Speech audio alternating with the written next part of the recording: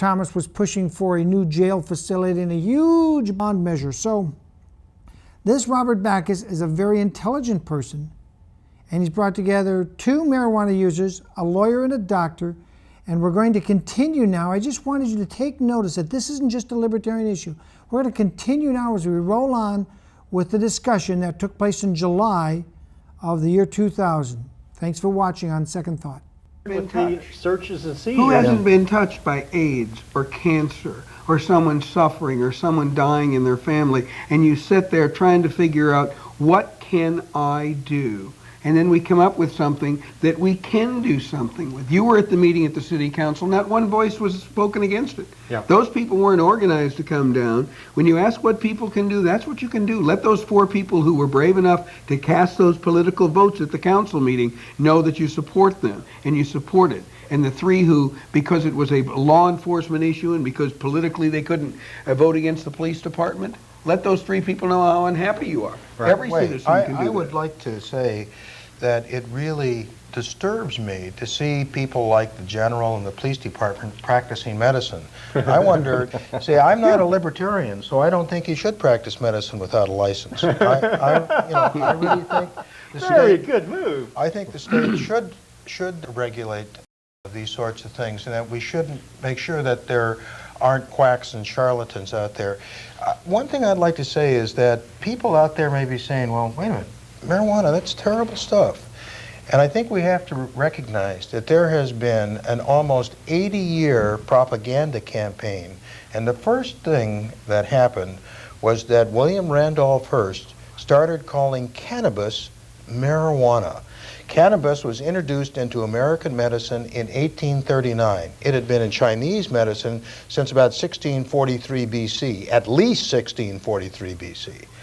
And it was commonly found in patent medicines that could be purchased at the corner grocery store, the corner drugstore, from the 1870s until the 1920s. So the American public was very familiar with cannabis. And nobody had a motivational syndrome, nobody went crazy, nobody murdered people, nobody went on to heroin. But Hearst had an anti-Hispanic, and that helped fan the flames of the Spanish-American War. And then in the second decade of this century, he had an anti-Mexican immigrant stance. And he used the word marijuana to demonize not only the drug, but even more so the Mexican immigrants. And the first laws in this country were passed in Western states that had Mexican immigrant workers. And they've been all over the map in terms of the allegations of what marijuana, what cannabis does. And the fact of the matter is that we have over 4,000 years of history that prove that these things are wrong. The only group that testified against the Marijuana Tax Act in 1937 was the American Medical Association. The American Medical Association. And by the way, in terms of having a lead agency, I was talking a couple of months ago with Dr. George Flores. He used to be the assistant health officer for Santa Barbara County, and then was the health officer for Sonoma County, and now is the health officer for San Diego County. And in Sonoma County, the county health department is the lead agency. And I've talked to Dr. Elliot Schulman, who's the health officer for this county, and he indicated to me that when our medical review committee comes up with guidelines, that he'll be happy to look at them and comment on them. He's an elected official. He works for the county. I mean, he didn't say, I'm all behind this and all this sort of thing, but he was extremely professional about it, and he certainly knows Dr. Flores. And clearly, we need to stop treating people with illnesses by throwing them in jail.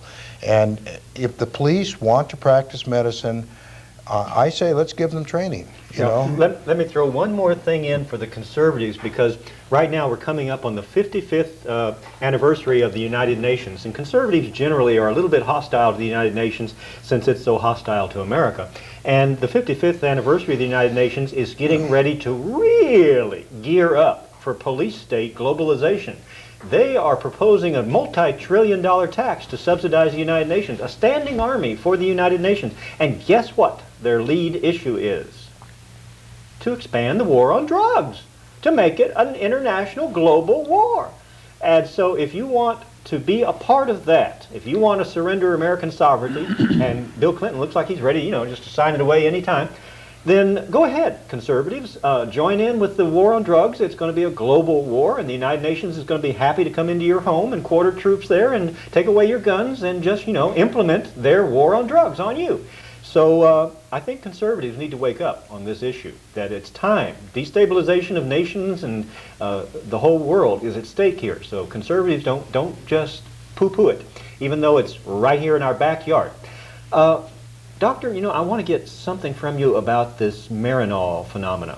You've mentioned that the government has this hostility towards smoking weed, pot, and yet they don't seem to have such great hostility to the actual purification processing of the THC element, Marinol, that's in it. Yeah, that's kind of a contradiction, isn't it? Yeah. Marinol is delta-9 tetrahydrocannabinol. It's considered to be the most pharmacologically active, chemical principle in marijuana, or cannabis as I like to call it. Actually, there are over 360 chemicals in cannabis, 60 of which Secret are ingredients. Yeah. Natural ingredients. Yes. And there's a very interesting physician in England who's been lauded by the House of Lords and is engaged in some interesting experiments using extract from the whole cannabis plant, who has talked about a balance between tetrahydrocannabinol and cannabidiols, which are also in marijuana. A lot of people feel that Marinol, they get too high on Marinol. It's interesting that here you have the government is concerned about people getting high on marijuana, and yet particularly naive patients, people who are using Marinol to treat the side effects of cancer chemotherapy, people who've never smoked marijuana, prefer marijuana over Marinol because they're much more able to control the dose and they don't have the altered state of consciousness that they get with Marinol.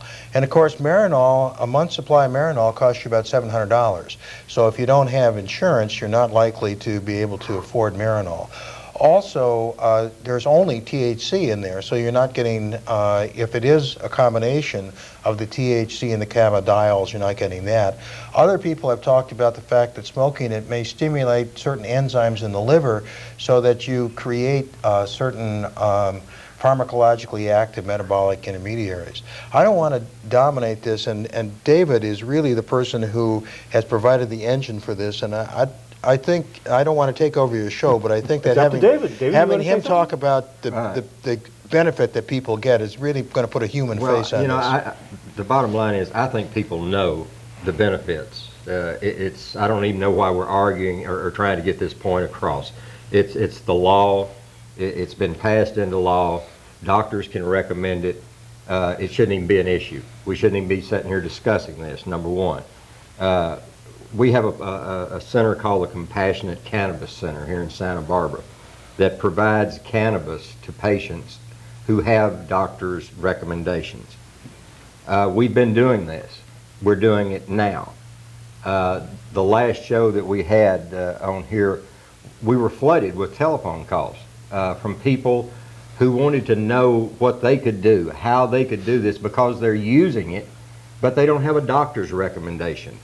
So they don't know what to do. They don't want to break the law, but yet maybe they're on disability. A lot of people that call me are on disability. They don't have the money to go to a private doctor and get a recommendation, although they could if they had the money. So we need to figure out how we can make this affordable, available, and safe to everybody who needs it. And that's what the Compassionate Cannabis Center is doing here in Santa Barbara, and that's what we want to do. We want to work with the police department. We want to make their job easier. We want to stop them from arresting people and taking their medicine away.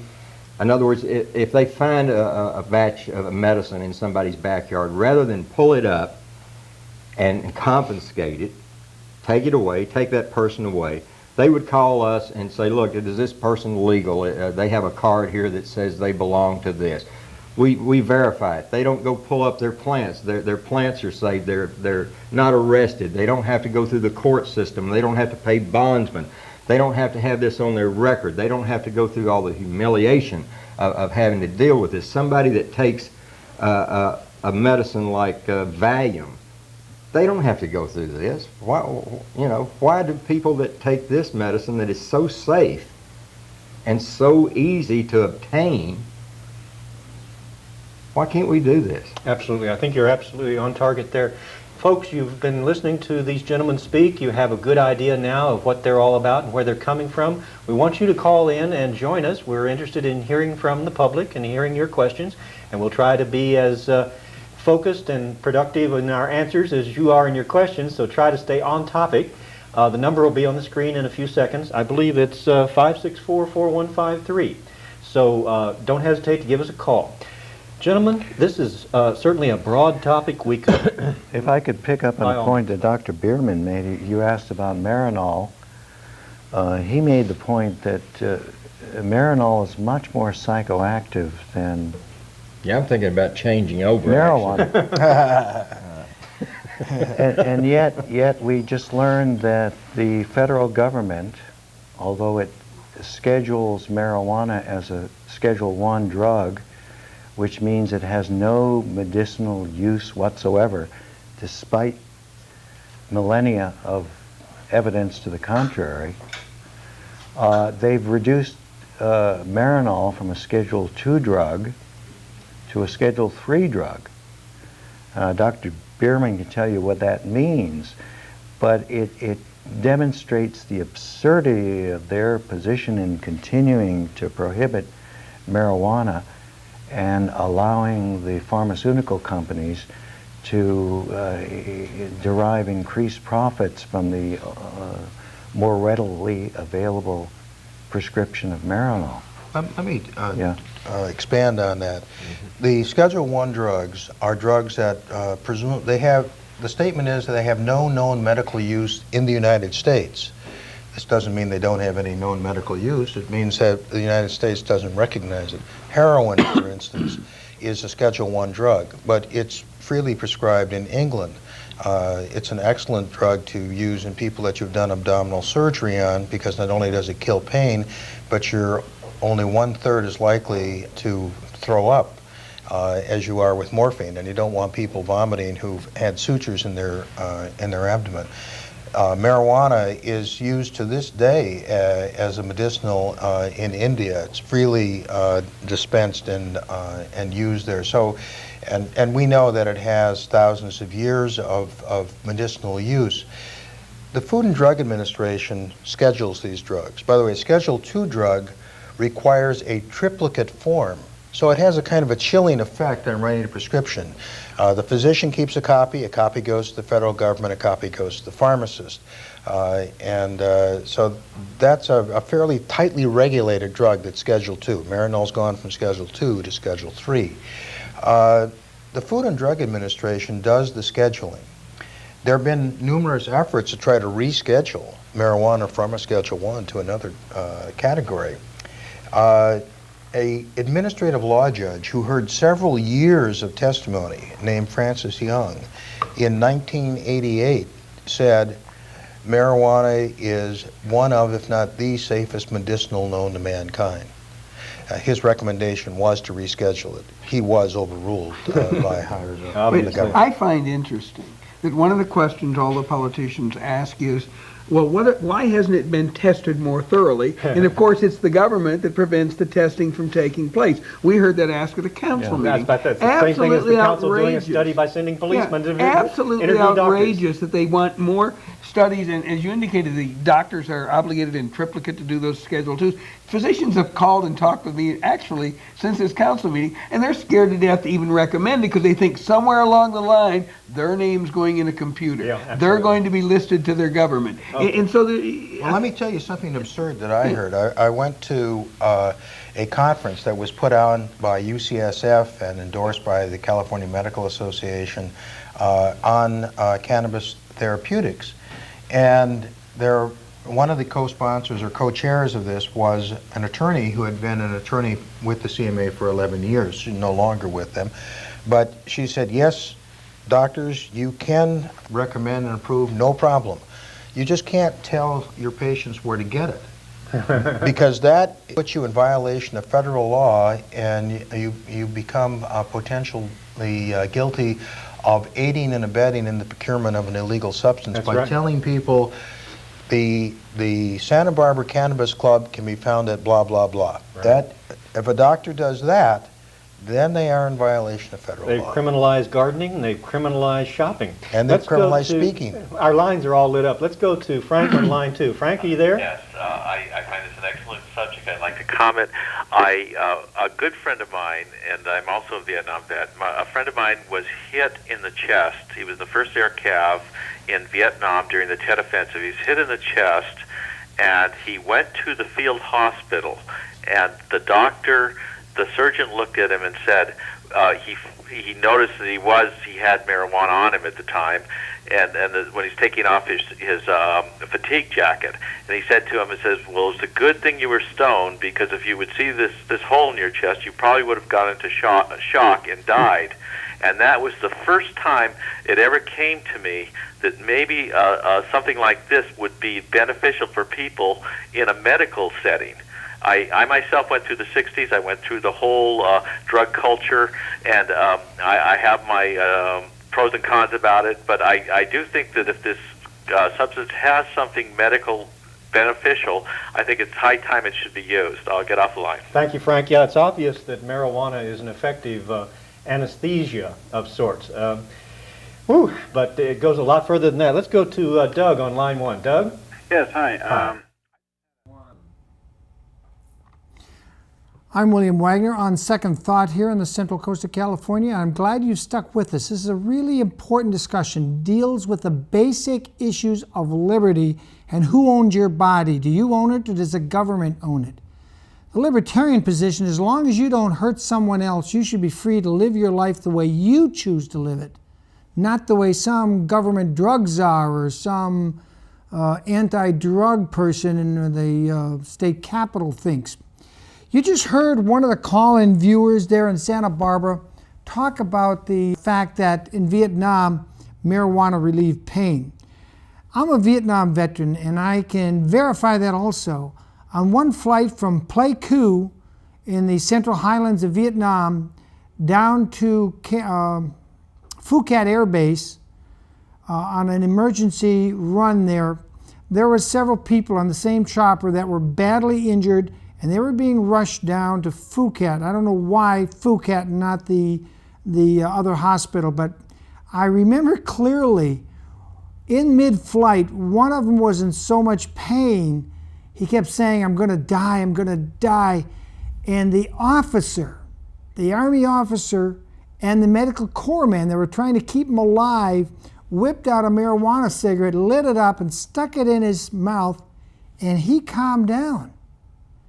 Later, after he'd gotten off the chopper, they carried him off the chopper, I was a little blown away because I'm not a marijuana user. I wasn't shocked because I'd seen lots of GIs in Vietnam use marijuana. But I asked the officer something to the effect, I don't remember the exact words, I asked him, is that a medicine? And he said, it's the best and cheapest medicine we have in Vietnam.